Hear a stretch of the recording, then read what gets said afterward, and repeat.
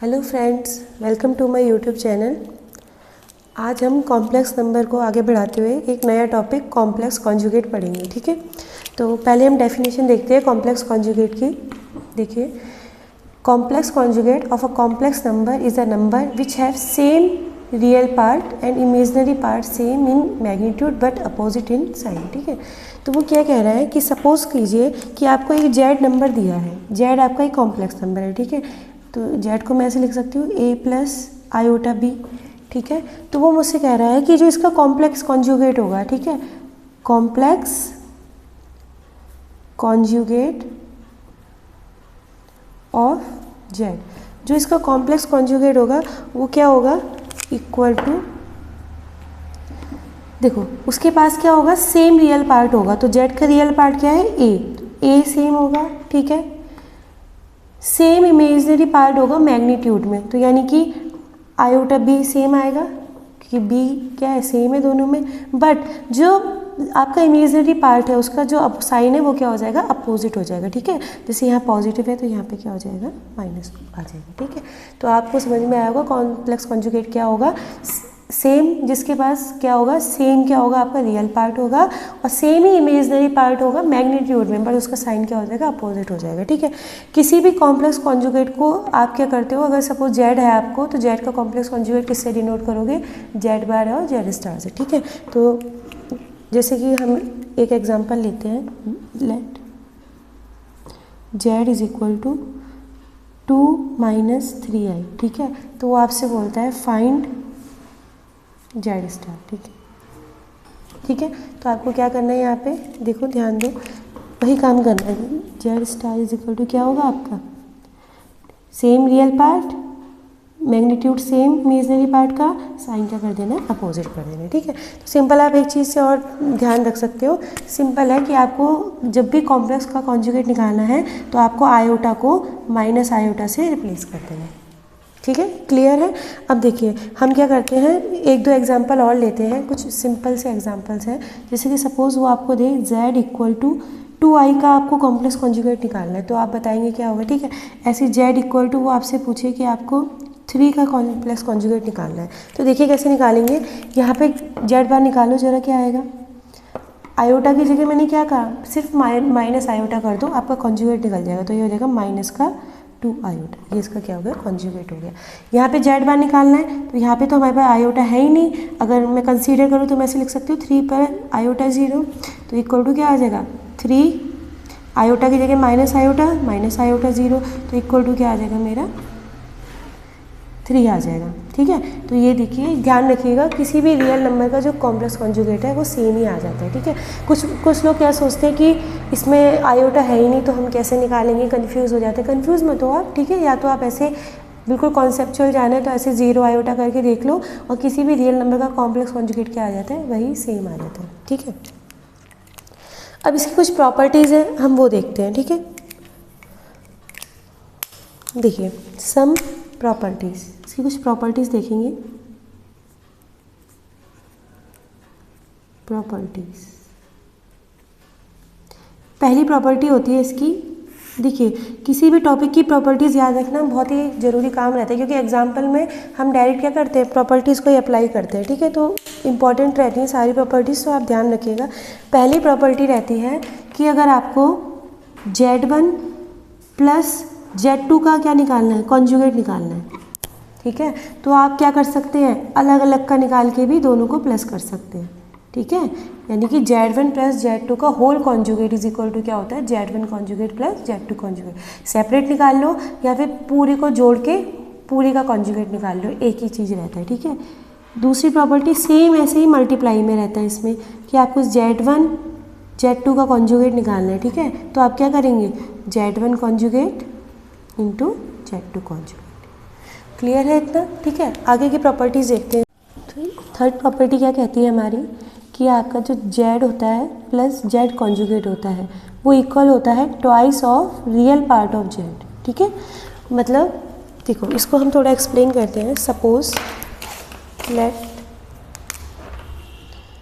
Late Z equal to A plus iota B आपका एक complex number है।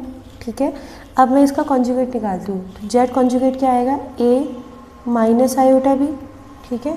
तो जेड प्लस जेड कॉन्जुगेट क्या आ जाएगा आपका, ए प्लस आयोटा बी प्लस ए माइनस आयोटा बी। क्लियर है इतना, ठीक है। तो इक्वल टू क्या आ जाएगा ये आपका, आयोटा बी से आयोटा बी कैंसिल हो जाएगा, 2a। अब ये a था वो क्या था, जेड का रियल पार्ट था ना, तो मैं इसे ऐसे लिख सकती हूँ equal to twice of real part of Z, ठीक है। तो ये भी प्रॉपर्टी इंपॉर्टेंट है क्वेश्चन के लिए, हम ये भी ध्यान रखना आप, ठीक है। इसके अलावा एक प्रॉपर्टी और है सेम इसी से related, Z minus Z conjugate. Z minus Z conjugate होता है आपका twice of iota of imaginary part of Z, twice iota of imaginary part of Z. इसका भी सेम आप अगर करोगे तो सेम वही होगा, इसमें क्या होगा, ए से ए कैंसिल हो जाएगा, ट्वाइस आयोटा बी आ जाएगा, बी क्या था, इमेजिनरी पार्ट था, तो सेम आप इसका भी प्रूफ देख सकते हो, ठीक है। अब हम कुछ क्वेश्चंस करते हैं इसके, देखिए क्वेश्चंस, पहले मैं आपको एक बेसिक क्वेश्चन बता रही हूँ, फिर इसके बाद एक दो क्वेश्चन जेई के हैं, इसी पे बेस्ड वो भी करेंगे, ठीक है।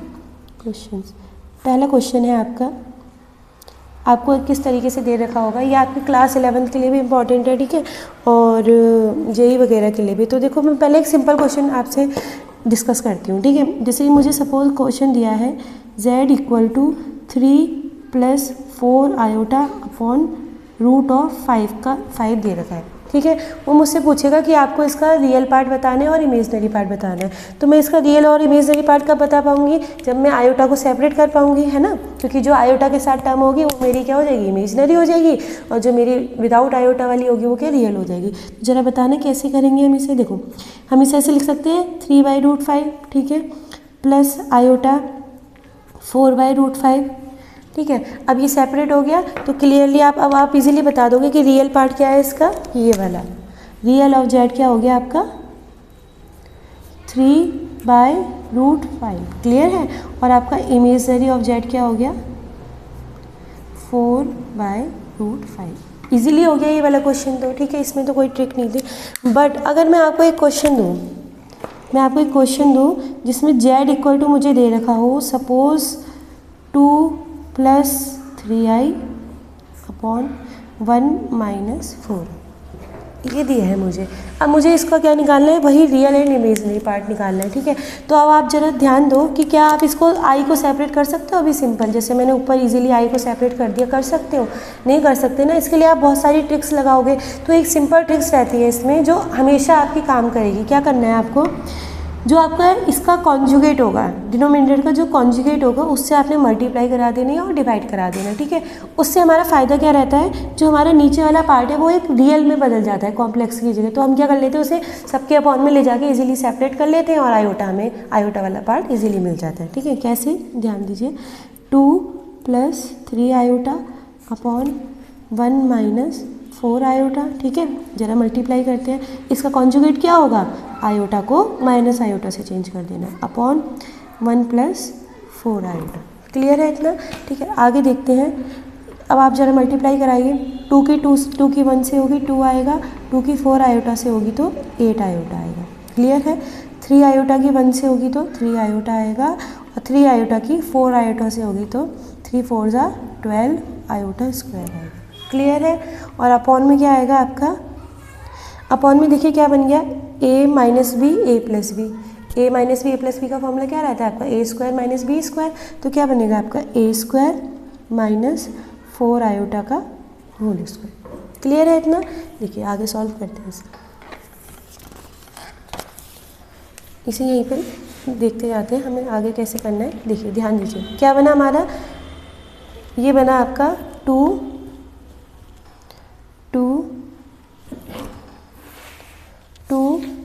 + 11 आयोटा, ठीक है। अब देखिए प्लस क्या बना था हमारा 12 आयोटा स्क्वायर, और अपॉन में हमारा क्या बना था 1² - 4 आयोटा का स्क्वायर, ठीक है, ये बना था हमारा। इसे जरा हम सॉल्व करें तो बताइए क्या आएगा। देखिए ये हो जाएगा आपका इक्वल टू 2 + 11 आयोटा स्क्वायर की वैल्यू क्या रहती है -1, मैंने आपको पहले भी सिखाया था निकालना, ठीक है। तो ये क्या रहती है -1, यानी कि ये हो जाएगा -12 अपॉन 1 का स्क्वायर 1 - 16 आयोटा स्क्वायर, क्लियर है इतना, ठीक है। अब देखिए ध्यान दीजिए आगे कैसे करने से, बराबर क्या होगा, -12 में से प्लस के 2 गए तो आपका कितना बचा, माइनस का 10 प्लस 11 आयोटा और अपॉन 1 आयोटा स्क्वायर की वैल्यू -1 हो जाएगी तो +16 हो जाएगा ये आपका, ठीक है। तो ये आपका आ जाएगा माइनस का 10 प्लस आयोटा 11 अपॉन 17। अब सेपरेट कर सकते हो आप इजीली, बिल्कुल, कैसे हो जाएगा, माइनस का 10 अपॉन 17 प्लस आयोटा 11 अपॉन 17। अब आपको बस क्लियर दिख रहा है कि आयोटा के साथ कौन सी टर्म आ रही है और विद आयोटा के साथ कौन सी हो रही है, तो आप बता सकते हो रियल पार्ट क्या होगा और इमेजिनरी पार्ट इजीली बता सकते हो, ठीक है। तो ये क्या हो जाएगा आपका रियल पार्ट हो जाएगा, ये क्या हो जाएगा आपका इमेजिनरी पार्ट हो जाएगा। क्लियर है ये वाला क्वेश्चन, ठीक है। और इसी पे बेस्ड इसी को घुमा फिरा के आगे पीछे करके वो क्या देता है, जेई में क्वेश्चन देता है, ठीक है। तो पहले एक क्वेश्चन करते हैं जेई का। तो जैसे ही हमारा क्वेश्चन है ये जेई में आ रखा है आपका, ठीक है। क्वेश्चन क्या है, a value of theta for which this complex number is purely imaginary, ठीक है। कुछ ऑप्शंस दे रखे हैं आपको, ठीक है। तो आपको इस क्वेश्चन में करने के आपको एक कॉम्प्लेक्स नंबर दे रखा है जेड इक्वल टू आपको दिया है 2 + 3 आयोटा साइन थीटा, ठीक है, अपॉन 1 - 2 आयोटा साइन थीटा, ठीक है। तो इसको आपको क्या दिखाना है, वो ये बोल रहा है कि किस थीटा की वैल्यू के लिए प्योरली इमेजनरी होगा। देखो अगर ये कॉम्प्लेक्स नंबर क्या होगा, प्योरली इमेजनरी, तो मैंने आपको इससे पहले वाली वीडियो में बताया था जो पार्ट 1 था कि प्योरली इमेजनरी होने के लिए क्या कंडीशन होती है, जो आपका रियल पार्ट है वो 0 हो जाता है ना, ठीक है। तो हम क्या करते हैं, एक काम करते हैं, इसको सॉल्व करते हैं, ठीक है। इसका रियल पार्ट पता करते हैं कि क्या होगा, जैसे ही हमें रियल पार्ट मिलेगा हम क्या कर देंगे, उसे 0 कर देंगे और हमें कंडीशन मिल जाएगी। तो उसके लिए पहले हमें क्या करना पड़ेगा, रियल पार्ट फाइंड करना पड़ेगा और इमेजनरी, उसी ट्रिक से जो हमने अभी इससे पहले वाला क्वेश्चन किया है, ठीक है। तो आप क्या करोगे, अभी क्या बताया था कि इसका जो कॉन्जुगेट होगा उससे मल्टीप्लाई और उससे डिवाइड कर दोगे। तो बताओ क्या आएगा आपका, Z equal to 2 + 3 iota sine theta, ठीक है, अपॉन 1 - 2 आयोटा साइन थीटा, ये हो जाएगा आपका 1 + 2 iota sine theta upon 1 + 2 iota sine theta. Clear है इतना, ठीक है। तो अब मल्टीप्लाई कराओ आप, तो 2 की 1 से होगी 2 आएगा, ठीक है। 2 की 2 आयोटा साइन थीटा से होगी तो 4 आयोटा साइन थीटा आएगा, ठीक है, plus 3 iota sine theta, clear है, plus 3 × 2 = 6 iota square sine square theta आएगा। क्लियर है इतना, ठीक है। और अपॉन में क्या आएगा, अपॉन में वही, अपॉन में आपका हमेशा क्या बन जाएगा, a + b a - b क्या रहता है, a² - b², तो ये हो जाएगा a² - b², ठीक है। इतना क्लियर है। इसे सॉल्व कर लेते हैं, थोड़ी सी कैलकुलेशन कर लेते हैं। तो ये बनेगा 2 + 7 आयोटा साइन थीटा, ये बन जाएगा आपका iota square -1 - 6 sine square theta. Clear है। अब देखिए अपॉन में क्या होगा आपका, 1 का स्क्वायर 1 और 2 आयोटा साइन थीटा का होल स्क्वायर क्या बनेगा आपका, -4 iota square sine square theta, ठीक है। अब थोड़ा आगे देखिए, ये बन जाएगा आपका, इसको मैं ऐसे लिख सकती हूँ 2 - 6 sine square theta plus 7 iota sine theta, ठीक है, अपॉन ये बनेगा आपका 1 आयोटा स्क्वायर -1 हो जाएगा तो प्लस हो जाएगा आपका 4 साइन स्क्वायर थीटा। क्लियर है, ठीक है। आपको किसी भी स्टेप में कोई भी प्रॉब्लम होती है तो आप कमेंट में पूछ सकते हैं, ठीक है।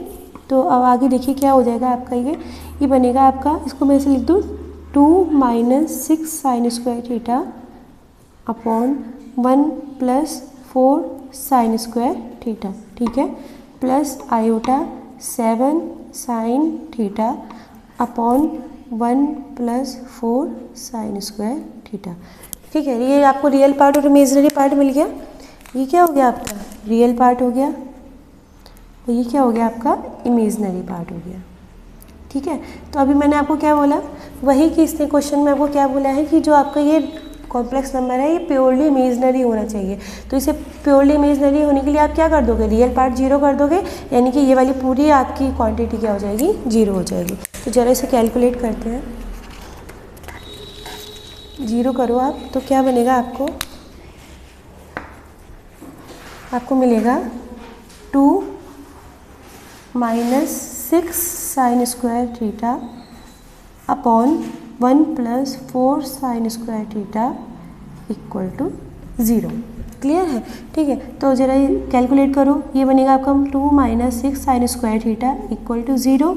6 sin square theta is equal to 2। तो sine square theta is equal to क्या हो गया आपका 2/6। तो आपका साइन थीटा क्या आ गया आपका 1/√3। क्लियर है? तो थीटा क्या आ गया आपका साइन इनवर्स 1/√3। देखते हैं क्या हमारे ऑप्शन में था। तो ऑप्शंस क्या क्या दे रखे थे आपको, π/6 नहीं, साइन इनवर्स √3/4 नहीं, साइन इनवर्स 1/√3। तो ये क्या हो जाएगा मेरा करेक्ट ऑप्शन हो जाएगा।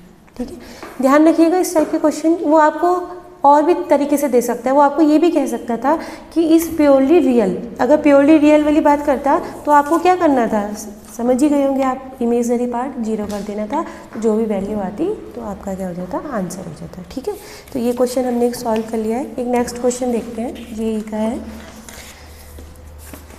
ये क्वेश्चन भी आपका जेई में आ रखा है, बट प्रॉब्लम क्या है, मुझे इसके ऑप्शंस नहीं याद। ठीक है, तो आप इसके ऑप्शंस देख लेना, मैं आपको इसका सॉल्यूशन बता देती हूँ। ठीक है, देखिए सॉल्यूशन देखते हैं इसका। सॉल्यूशन क्वेश्चन क्या दिया है आपको कि -2 - आयोटा 1/3 का whole cube is equal to आपको दे रखा है x + आयोटा y अपॉन 27। ठीक है, तो आपको x और y एक तरीके से कैलकुलेट करने क्यों, x और y मिल गया तो आप y - x इक्वल देख सकते हैं किसके आएगा। ठीक है, तो जरा इसे सॉल्व करते हैं। देखिए ये -1 का क्यूब तो बाहर आ जाएगा, यहाँ से अंदर क्या बचेगा 2 + आयोटा/3 का होल क्यूब। ठीक है, और इक्वल टू क्या दे रखा है x + आयोटा y अपॉन 27। जरा इसे सॉल्व कीजिए तो ये बनेगा आपका -1 का क्यूब, a + b का होल क्यूब लगा दूँ तो क्या बनता है a³ + b³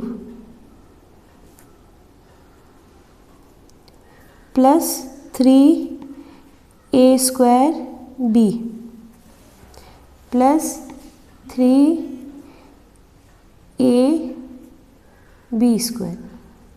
ठीक है, यही बनेगा इक्वल टू क्या दे रखा है x + आयोटा y अपॉन 27। ठीक है, तो इसे आगे देखिए जरा क्या आएगा। ये बनेगा आपका -1 का क्यूब, ये बन गया 2 का क्यूब 8। ठीक है, ये बन गया आपका i³ / 3 का क्यूब 27। ठीक है, प्लस 3 × 4 कितना बनेगा 12 आयोटा/3। यहाँ बनेगा आपका 3 × 2 = 6, 6 आयोटा² अपॉन 9। क्लियर है इतना? आगे देखते हैं, इसे सॉल्व करते हैं और ज़्यादा सिंप्लीफाई करते हैं। इक्वल टू वही चल रहा है आपका, ये बनेगा -1 का क्यूब, ये बनेगा आपका 8।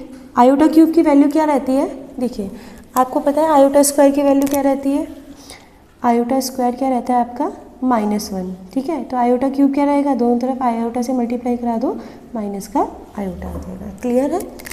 तो देखिए ये क्या बनेगा आपका, ये बनेगा माइनस का iota upon 27 plus 12 iota upon 3 plus iota square -1 हो जाएगा तो -6/9।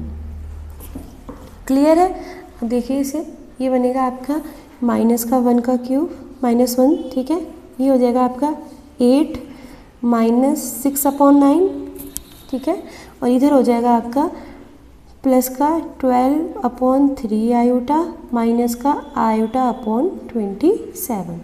ठीक है, इक्वल टू में वही चल रहा है आपका x plus iota y upon 27, x plus iota y upon 27, x plus iota y upon 27।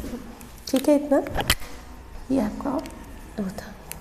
देखिए तो इसे ज़रा कैलकुलेट कीजिए तो ये बन जाएगा -1, ये आप सॉल्व करेंगे तो ये हो जाएगा 9 हो जाएगा। ठीक है, 9 8 जा 72 -6 प्लस इसका रेशियो लेंगे कितना आ जाएगा 27, 9 आ जाएगा 12 9 जा कितना रहता है आपका 108। ठीक है, माइनस का आयोटा हो जाएगा ठीक है, तो ज़रा और सॉल्व कीजिए, इसे क्या हो जाएगा आपका ये -1, ये हो गया 72 में से आपका 6 गया, कितना बचा 72 में से 6 गए, आपके बचे 66 अपॉन 9 प्लस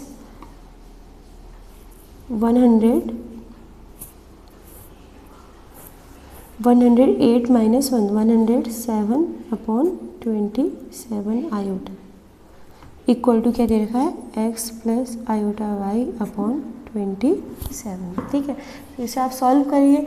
देखिए आपको अब क्या करना है, कंपेयर करना है। इसको मैं ऐसे लिख सकती हूँ पूरा सिंप्लीफाई करके लास्ट में -66 अपॉन 9, ठीक है, minus iota 107 upon 27 is equal to लिख दिया है मुझे x upon 27 plus iota y upon 27। ठीक है, तो कंपेयर करेंगे।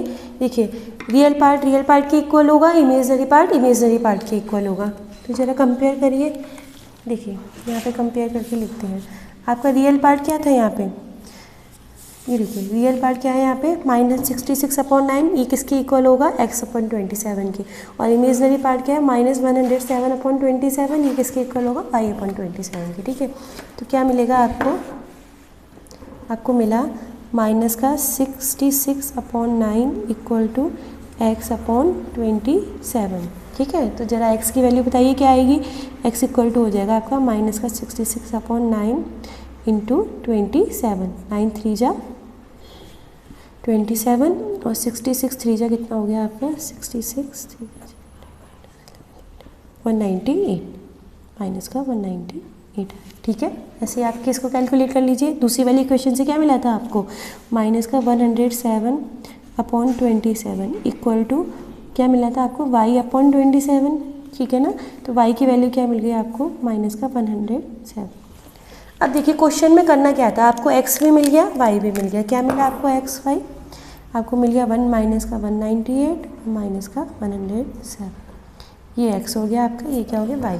अब आपको क्वेश्चन में क्या करना था, आपको क्वेश्चन में y माइनस एक्स कैलकुलेट करना था, y माइनस एक्स। तो y माइनस एक्स क्या हो जाएगा, y minus x equal to क्या आ जाएगा आपका माइनस का 107 माइनस माइनस प्लस 198।